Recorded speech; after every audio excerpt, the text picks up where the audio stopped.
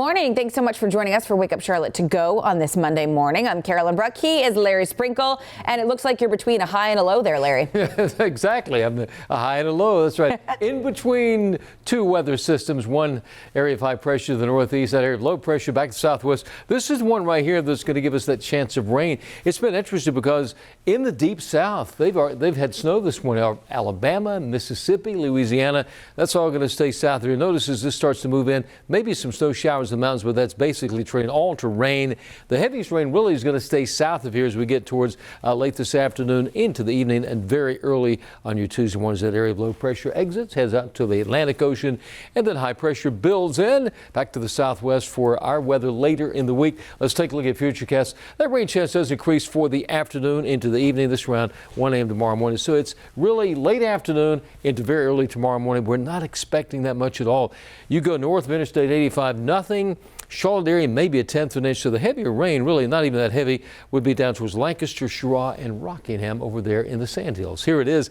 Hour by hour, we're in the mid and upper 40s as we head towards the afternoons. You see our better rain chance from about 2 until 11 o'clock. Certainly not a washout, not expecting any major issues with that. And that's also some good news. High temperatures today will be in the mid to upper 40s, and the mountains will be in the mid to upper 30s. We'll check your 7-day forecast for tomorrow morning. We're down to 35, rebounding to the low 50s. And then Wednesday, Thursday, and Friday, okay weather. It's going to be in the mid 50s. Then the next weather system comes through for the weekend. It's not a big weather maker as far as precipitation, just a big drop in the temperatures. We're at 48 on Saturday, low this coming Sunday morning, 25, the high of 50. All in all, not a bad week today. Once again, afternoon and evening rain showers, and that's your first one forecast. Carolyn? Larry, thanks so much. Let's take a look at some of the top stories of the day. The vaccine rollout continuing here in North Carolina. Today, 2 more counties will begin vaccinating people 75 and older. Good Monday morning. I'm Richard Devane here in Rowan County. Salisbury is holding a clinic today, a COVID vaccination clinic for seniors in the area, 75 years of age and older. All they need to do is show up. There's no appointments. So as you can well imagine, there is a long line here. This as Rowan County joins a number of other counties that are now in phase 1B immunization of their elderly population. But of course, where there are no appointments, there are long lines. Good morning. I'm Billie Jean Shaw, South Carolina. Tonight at 6, the Rock Hill School Board will meet to discuss a plan to bring more students back to the classroom. Right now, elementary schoolers are learning in person. The new plan will be to bring middle and high schoolers back at the start of second semester, which begins on February 8th. Well, today, Union County students will return for in-person learning. Students were supposed to go back last Tuesday, but that plan changed because of a rise in COVID-19 cases. Elementary school students will now be in the classroom 4 days a week. Middle and high school students in the classroom 2 days a week.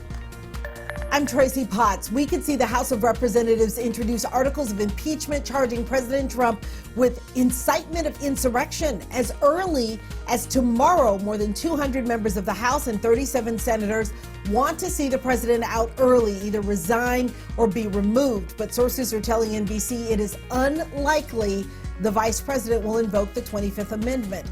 And the focus now, inauguration security. Washington's mayor planning to ask the president today to expand the area, the secure area for the inauguration, and to get things started early today. Time now to connect the dots when we make the news make sense. House Democrats hoping to prevent President Trump from ever running for office again. There is a chance that could happen. It is unlikely, though. Here's Ben Thompson. In the wake of an attack on the U.S. Capitol, there are new calls for President Trump to be impeached. Would that stop him from holding office again? Let's connect the dots. Impeachment refers to the House of Representatives deciding an official holding public office has committed so-called high crimes and misdemeanors. This only takes a simple majority in the House, more than half the votes.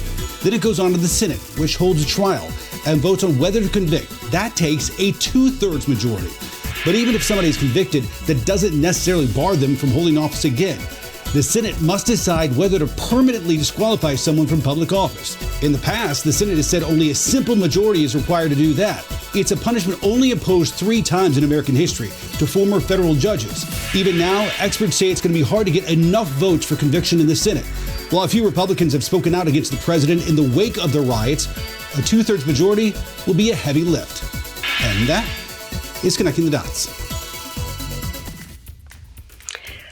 Let's talk about a hot topic on social media today. It is all about Vogue. They're making headlines, not just writing them, and it revolves around their February cover. Vice President-elect Kamala Harris is on the cover of this next issue, and the magazine chose a much more casual look than what a lot of people were expecting to see, and reportedly what the vice president's PR team thought was going to be on the cover. This next picture is what they thought the cover choice would be, the blue suit, gold background. Instead, it's just going to be a digital issue. Several journalists are reporting now today that Harris and the magazine's leadership, they chose that second photo, but then somewhere in the 11th hour, there was a change to that more casual look. The other big complaint that we're seeing on social media about this is that people believe the magazine lightened the vice president-elect's skin color. Some people are calling the chosen cover shot a test shot. Vogue says that the colors of that more casual picture, that green and pink background, are playing tribute to her sorority, Alpha Kappa Alpha. In the magazine, within the article, they highlight the history of her sorority, it being the first one for Black women, founded in 1908. Vogue is also saying that they let the vice president-elect choose her own outfits, while a Politico reporter is saying that they put in a request for those cover photos to be switched and for the more professional one, if you will, to not be just the digital cover. A lot of other people are talking about now this morning that it's really not just about the lighting or which picture they selected, but they felt like it was disrespectful and kind of a low standard that they're not used to Vogue taking. So let us know what you think in the comments below or use our hashtag WakeUpCLT throughout the day. Back to you guys. Rachel, thanks. We always love when you join the conversation. And of course, we always want you to watch us every single morning starting at 4:30 a.m. right here on Wake Up Charlotte. Have a great day.